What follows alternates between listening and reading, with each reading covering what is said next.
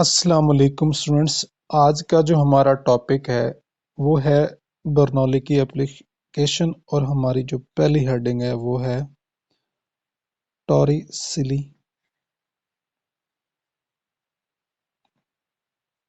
Theorem.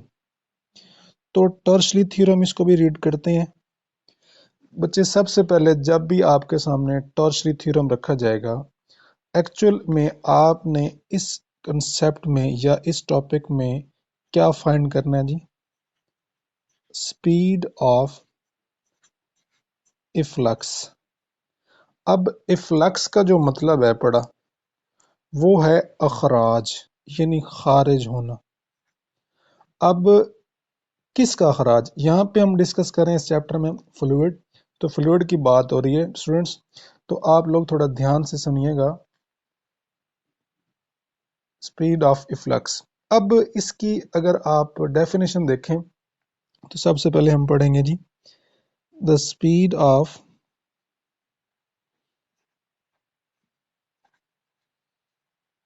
Efflux of, किसकी बोला? Fluid. अब ये किसके इक्वल है? Is equal to velocity gained by fluid through distance. कितना वो फासला तय करेगा? h1 minus h2 under gravity. तो ये इसकी डेफिनेशन है। अब ये आपसे एक 2 नंबर का शॉर्ट क्वेश्चन पूछा जा सकता है और इसका जो फार्मूला है बड़ा, वो बच्चे आपको याद रखना है जी हमेशा के लिए। ये एमसीक्यूज में भी आता है कि speed is equal to 2g h1 minus h2 square root.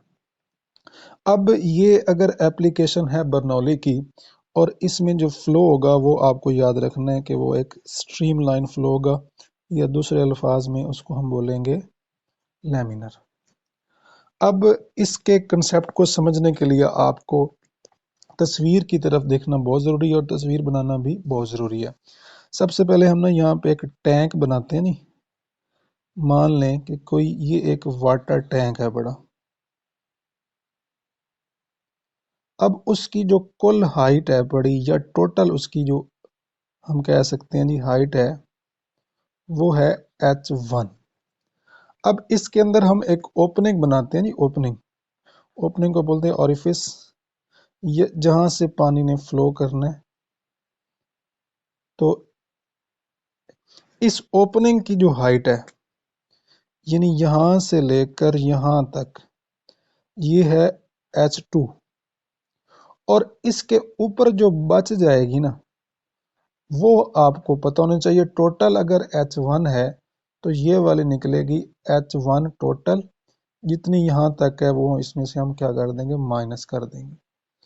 अब ये वाली हाइट क्या होगी, h1 माइनस h2।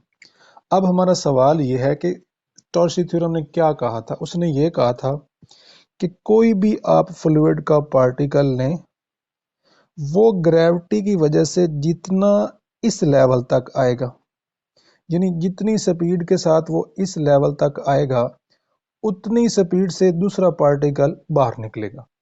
यानी speed of efflux is equal to velocity gain by the fluid.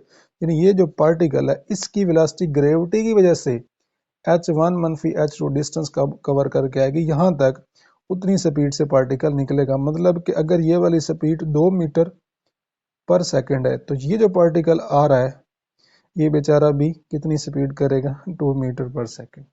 Clear? अब इसको हमने डिराइव करना, ये वाला फार्मूला। अब आपने यहां से ना एक बात सीखनी है, बल्कि ज़हन नशीन कर लें कि इस पूरे टब के अंदर, पूरे टैंक के अंदर पानी भरा हुआ है। तो इसमें ना 2 पार्टिकल हैं। मान लें कि एक पार्टिकल यहाँ पे बिल्कुल खड़ा है और एक पार्टिकल उसके पीछे है। जो बाहर निकला हुआ है उसको मैं ए पार्टिकल कहता हूँ, जो बिल्कुल इसके साथ खड़ा है यानी टैंकर के साथ लगा हुआ है उसको हम पार्टिकल बी कहते हैं।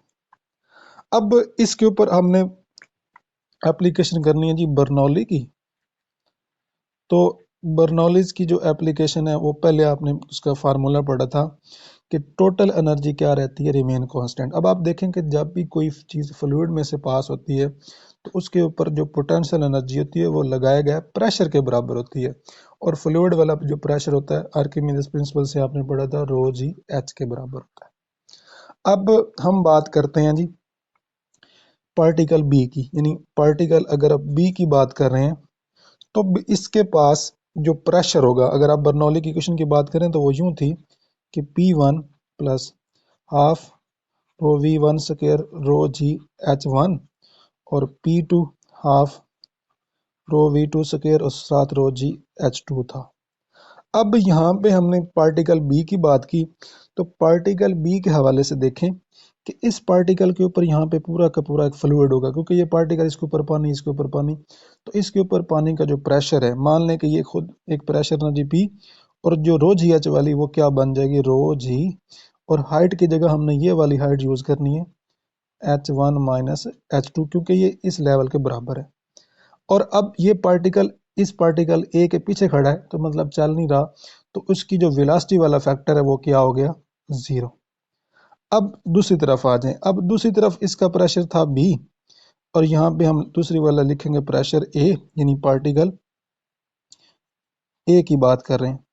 अब ये जो ए पार्टिकल है ये इस टैंकर से थोड़ा सा या बाहर, टैंक से बाहर निकला हुआ है, तो यहाँ तो कोई फ्लूइड नहीं है, तो इसके ऊपर प्रेशर नहीं है, तो ये रो जी एच वन वाला फार्मूला 0। लेकिन ये बाहर निकले ना तो किसी स्पीड से निकलोगा, यानी इसके पास स्पीड है जी 1/2 रो, यहाँ पे आप ए पार्टिकल की बात करें तो रो ए का स्क्वायर लिख दोगे और ये आपके पास आ जाएगा। अब हम ये देखते हैं कि दोनों के ऊपर जो एटमॉस्फेरिक प्रेशर है वो बराबर है पी, तो ये कैंसल आउट हो जाएगा। अब हमारे पास जो इक्वेशन बचेगी वो हमारे पास बचेगी जी रो जी H1 माइनस H2, और इधर हमारे पास बनेगी जी रो, और यहाँ पे हम ए बी के चक्कर से आज़ाद हो गए, हम पार्टिकल की बात करें तो ये बन जाएगा। अब ये रो इससे कैंसल, अब नतीजे के तौर पे ये 2 फार्मूला H माइनस H2, और ये हमारे पास V, अब इसका भी स्क्वायर रूट और इसका भी स्क्वायर रूट, तो ये हमारे पास ये फार्मूला बन जाएगा 2G H1 माइनस H2। अब ये रिलेशंस था जो हमने फाइंड आउट करना था टॉर्शली थ्योरम में। अब इसको थोड़ा सा हम समझते हैं कि अगर आपके पास कोई भी पार्टिकल हो, अगर वो फ्री फॉल करेगा, मान लें कि ये हाइट H1 थी, तो उसकी शुरू वाली वी आई कितनी होगी, 0। किस वेलोसिटी के साथ आ रहा है, वी एफ के साथ, वो 0 नहीं होगी तो उसको हम मान लेते हैं v। अब वो एक्सलेरेशन क्या होगा, ग्रेविटी का असर, तो आप लोग थर्ड इक्वेशन ऑफ मोशन की अगर आप बात करें, वी एफ का स्क्वायर वी आई स्क्वायर। अब आप देखें कि जो पार्टिकल जी के साथ है यहाँ पे H1 हमने लिखा और ये v का स्क्वायर, अब ये तो 0 है, तो यहाँ से हमारे पास वेलोसिटी निकलेगी 2gh1। अब अगर आप ये जो पहला फार्मूला आपने लिखा था टॉर्शी थ्योरम वाला, इसको अगर आप यूं डिस्क्राइब कर दें 2g, और इस पूरी H1 और H2 की जगह आप लिख सकते हैं माइनस H1, तो ये वेलोसिटी है फ्री फॉल पार्टिकल की, यानी फ्री फॉल वो होता है जिसका एक्सलेरेशन ग्रेविटी के बराबर हो, जिसका एक्सलेरेशन ग्रेविटी के बराबर हो, तो उसकी स्पीड का भी यही फार्मूला है, और जो पानी का पार्टिकल या जो भी फ्लूइड पार्टिकल बाहर निकला है उसकी स्पीड का भी यही फार्मूला है।